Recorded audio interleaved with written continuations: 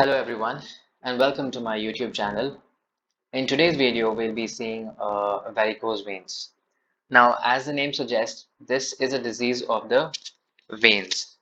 So, in our body, if you see, there are two major blood vessels or two types of blood vessels. One is the arteries, another is the veins. And the arteries, they're responsible for, taking the blood from the heart to the different parts of the body. And the blood in the arteries are full of oxygen. And the veins, they are responsible for bringing back the blood from different parts of the body after the oxygen is utilized from the blood. So the veins carry deoxygenated blood. Now, one more thing that you have to remember here is that arteries do not have valves, and the veins have valves. So if you see the two phases of circulation, the active phase or the systole, that is a time when the heart contracts. Okay, so because of this contraction or the pumping of the heart, the blood moves from the heart into the arteries, and this force helps in the uh, propulsion of the blood to different areas.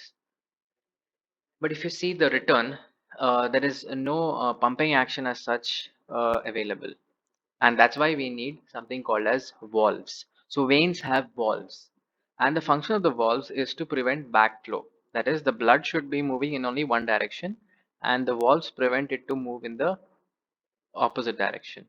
Okay, that is away from the heart. The veins carry the blood to the heart, towards the heart. So the veins prevent any flow of the blood away from the heart. So uh, this is another important point, that the veins have valves. Now let's see the definition of varicose veins. When do you say that the vein is varicose or it has become varicose? So if the vein is dilated, it is elongated and tortuous. So we know that dilated is nothing but when the vein expands. Okay. And elongated is nothing but when the length increases, and tortuous is when the vein, normally it is mostly straight, but then because in this condition the vein becomes bent or gets twisted, and then we can say that it is varicosed. So if you see the common sites that this phenomena takes place here is in the superficial venous system of the lower limbs, which is usually consisting of the long and the short saphenous vein. Then another is the gastroesophageal junction. So here you have some veins. Okay, so at the junction or the point between where the esophagus joins the stomach, there you have some veins, and there the veins can get varicosed. The third place is in the rectum. So there the veins can get varicose, and we commonly call the condition as hemorrhoids or piles. The last area is in the scrotum. So there are these spermatic veins. Okay, so if they get varicosed, the condition is called as a varicocele. So these are the most common points where you can see varicose veins or the phenomena of varicosities. Okay, so in this video we'll be seeing the varicose vein of the lower limb. Now, before we enter the topic, let's understand. The lower limb has a venous drainage that can be categorized into three types, or three major types. That is the deep veins, the superficial veins, and the perforating or communicating veins. Now, the deep veins, as the name suggests, they lie deeper to the when compared to the skin. So it's not immediately below the skin or not closer to the skin. It's a little away from the skin. So deeper to the skin. Superficial veins are the veins that is present just below the skin in the subcutaneous fat. And the perforating or communicating veins, as the name suggests, now this forms a communication between the superficial veins and the deep veins. So let's see one of in each of them in brief. Now, deep veins, as I said, they lie deep. So here what happens, we have the skin first, then you have the subcutaneous fat, and then you have the deep fascia. Now, this deep fascia covers or provides a protection and support to the muscle, to the joints, to the tendons. Okay, so the deep veins lie deep to this deep fascia. And if you see the prominent veins in the lower limbs, they are the anterior and posterior tibial veins, the peroneal vein, the popliteal, and the femoral vein. Now, if you see the course, okay, so these are the veins, and along with these veins, we have the corresponding arteries that accompany them.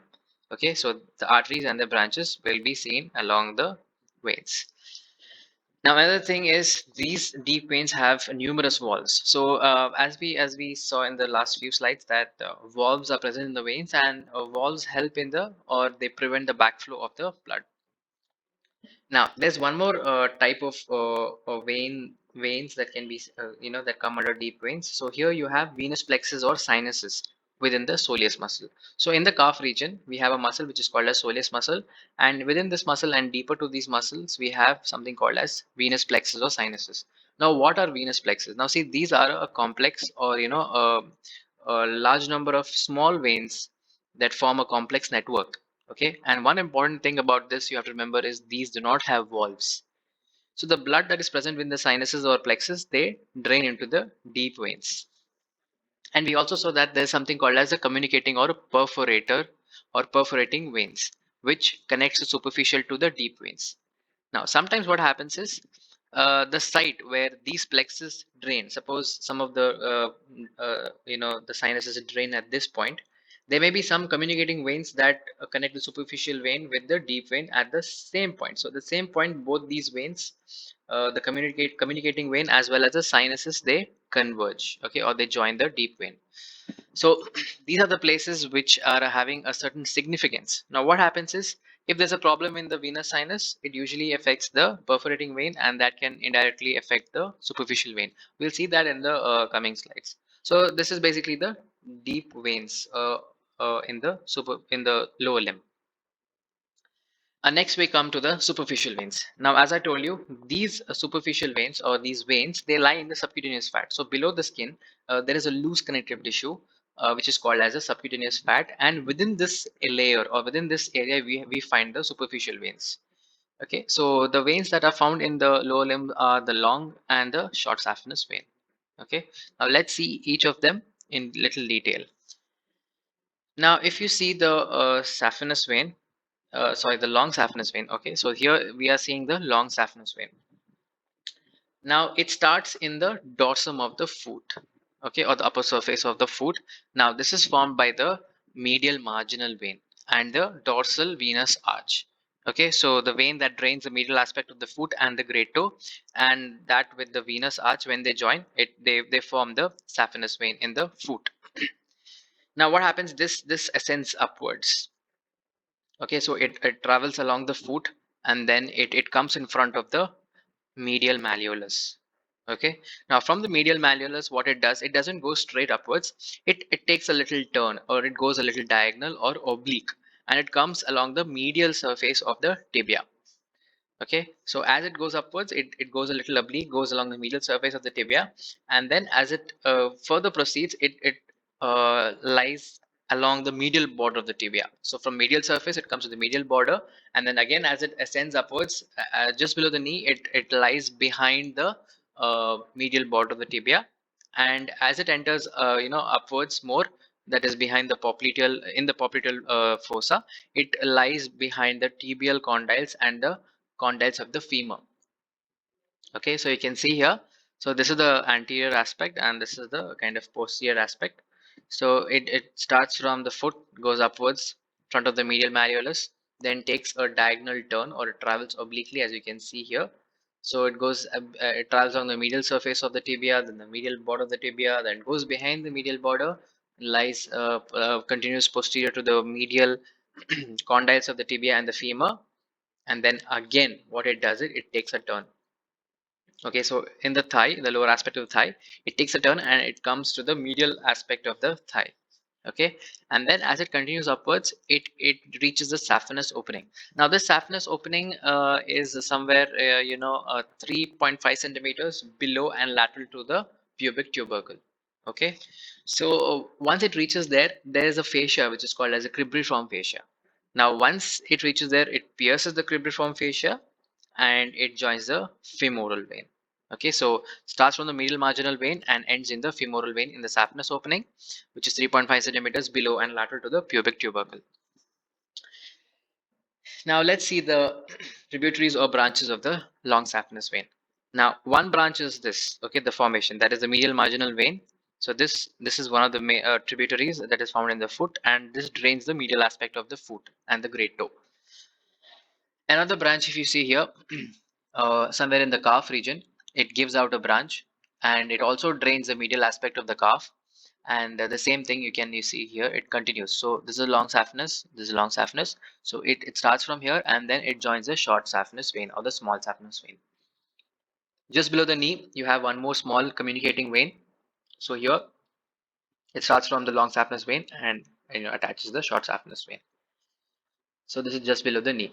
Now at the level of the knee joint, you can see one more vein in the front. So this drains the anterior aspect of the leg and also the lateral aspect of the leg. Okay, so this is one anterior vein at the level of the knee. Now if you see the thigh, okay, so here you can see that there is a branch that drains the anterior and the lateral aspect of the thigh. Now, this is called as the anterior femoral cutaneous vein. Now, why it's called as the anterior cutaneous femoral vein? Because here it drains the anterior and lateral aspects, and it crosses the femoral triangle and joins the long saphenous vein here. So this is one more branch of the long saphenous vein, and before it enters the cribriform fascia, you have four tributaries or four branches of the veins joining here. So here you have the superficial epigastric vein, then you have the superficial circumflex iliac. Okay, these two. Then you have the superficial external pudendal and the deep external pudendal. So just before it reaches the cribriform fascia, just before piercing and before joining the femoral vein, it joins. Now, if you see the posterior aspect, there's one branch here. So this is in the thigh. So this particular vein, it starts from the long saphenous vein and then comes down and then it joins the short saphenous vein, and this is also called as the accessory saphenous vein. Okay, so this is one another important branch. Okay, and there's another branch here, that is the posterior medial arch. Now this drains the posterior and medial aspect of the calf region. So this entire thing describes about the course and the tributaries or branches of the long saphenous vein. Now, one more important thing that I wanted to tell you here is, now this has around 10 to 20 valves. So this is an important MCQ question. It can be asked in MCQs as how many valves are present in the long saphenous vein. So remember this answer. Now, with respect to valves, there are two major important valves here. So one valve is there, as I told you, the long saphenous vein, it pierces the cribriform fascia and then joins the femoral vein. So just before piercing, there is a valve here. Okay, so just before piercing, one valve, and another valve here before it, joins the femoral vein. So one and two, these are two very important valves here. Now this femoral vein, it continues upwards as the external iliac vein. Now external iliac vein, in 80% of the people, there is a valve at the junction of the external iliac and the femoral vein. So there is no problem. But in 20% of the population, this valve may be absent. Now if this valve is absent, what happens? The pressure builds up here. Okay, because there's no stoppage or there's nothing to control the blood supply here. I mean blood flow here. So this pressure is transmitted to these valves here. That is a valve before joining the femoral vein and the valve before the cribriform fascia. So the extra pressure is exerted at this area. If this happens over a long period of time, the valves can become weak and they can be backflow. If the backflow is there, the veins can get dilated, and over the period of time, it can cause varicosity of the long saphenous vein. So remember this point is very important here. Next, okay, so these are the branches. If you want to note down the branches, you can pause the screen and you can just make a note of it. It's the same thing, whatever I just mentioned. The names of the branches are given here.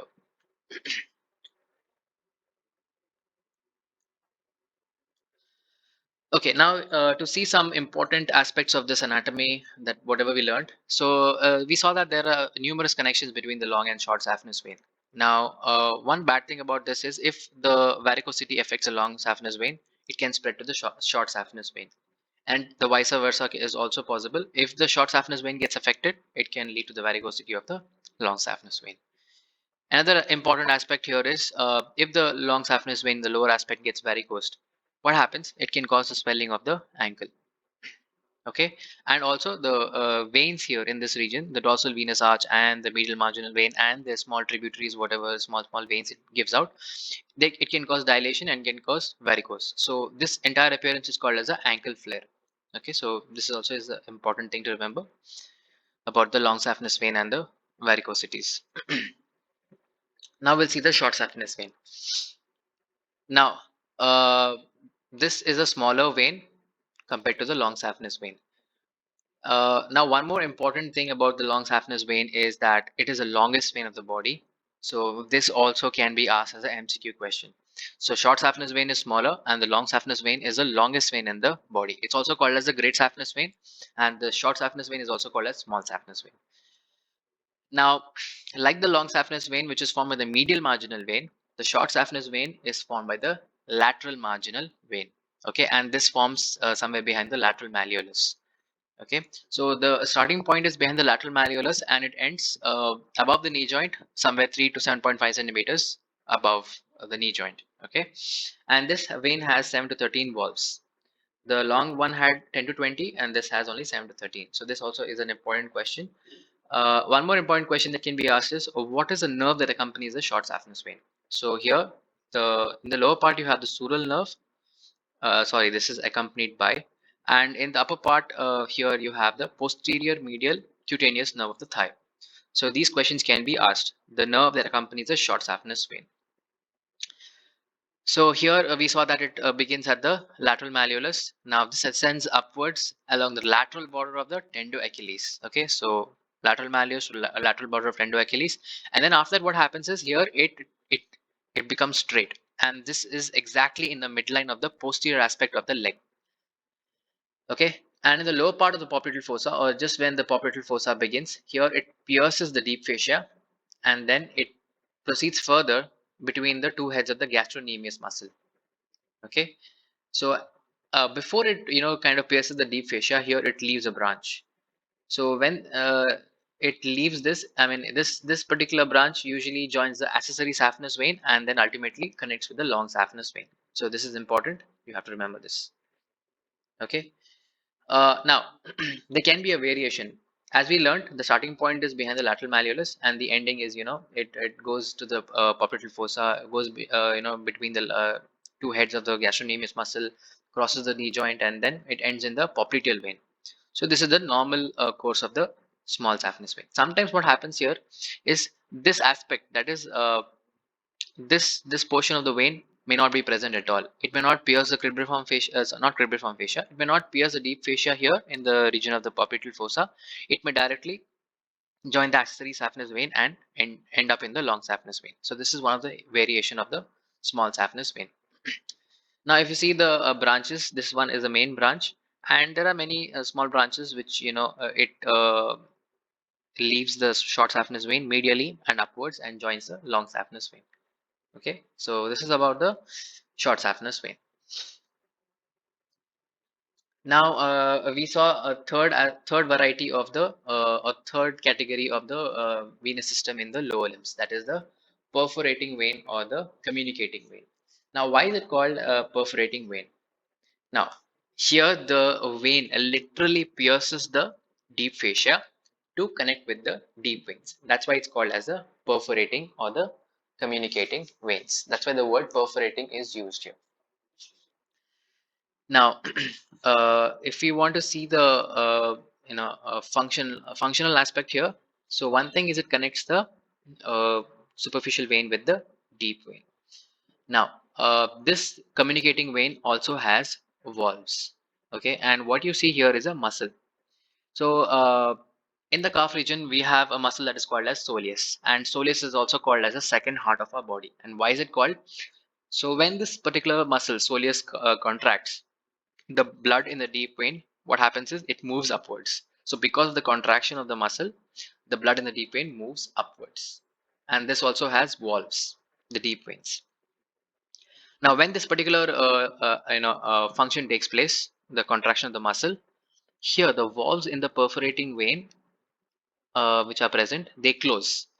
Okay, so what happens here is when this pumps, the blood only moves upwards, it doesn't come to the perforating vein.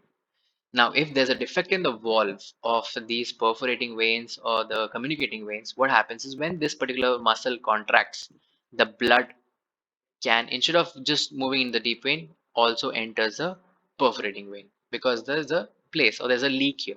Okay, and this is called as a high pressure leak. Now, when this particular thing happens, the blood with great force enters in the perforating vein and can damage the valves, because of which the pressure gets transferred to the superficial veins.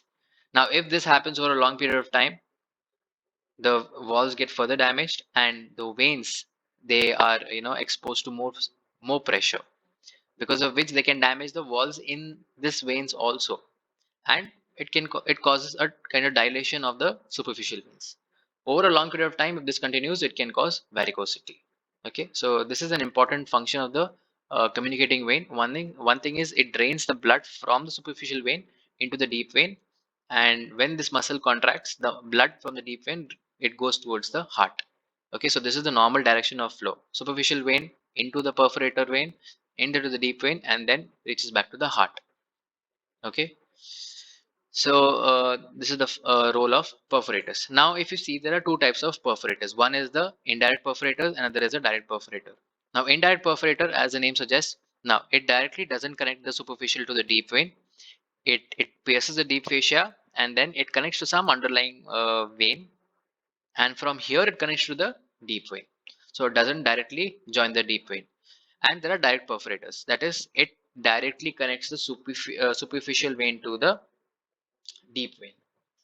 Okay, now here if you see, there are numerous connections like this, and if you see the direct perforators, you can actually say that the number and the places where the perforators are present, they are almost fixed. Okay, so if you see in the thigh, there is one communicating vein or perforator between the long saphenous and the femoral vein. Okay, and this takes place in the adductor canal. Okay, so in the thigh, one a direct perforator is in the between the long saphenous and the femoral vein. Now, if you see in the leg, in the leg, it can be divided into medial perforators, the central perforators, and the lateral perforators.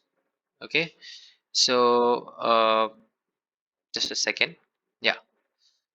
Now you can see here the medial perforators, they lie at the medial aspect, and they are behind the, or they lie posterior to the posterior border of the tibia.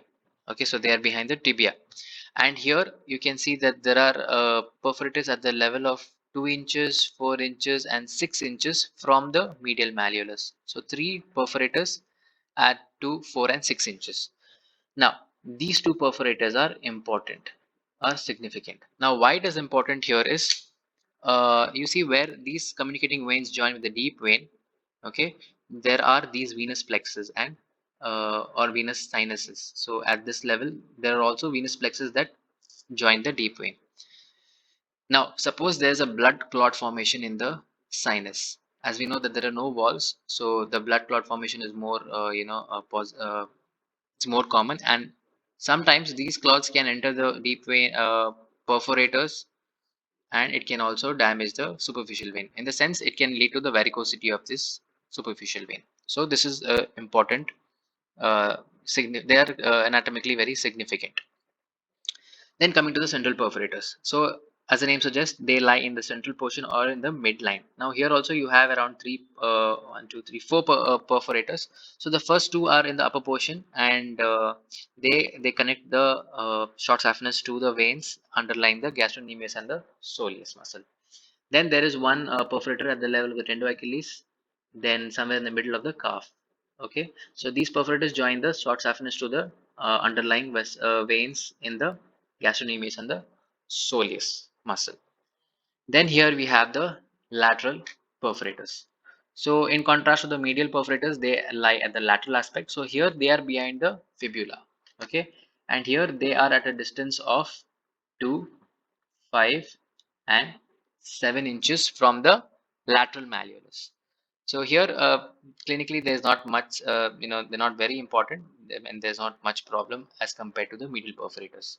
So here, what happens here, they connect the superficial vein to the peroneal vein. Okay, so medial perforators connected to the posterior tibial vein, the central perforators to the deep veins in the gastrocnemius and soleus, and the lateral perforators to the peroneal vein.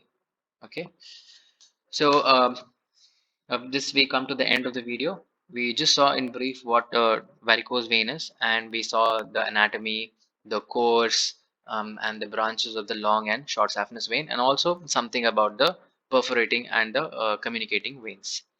So in the next video, we'll see more about the clinical features, the cause, the tests, the complications, and some investigations related to the varicose veins. So stay tuned, and we'll meet you in the next video. Thank you.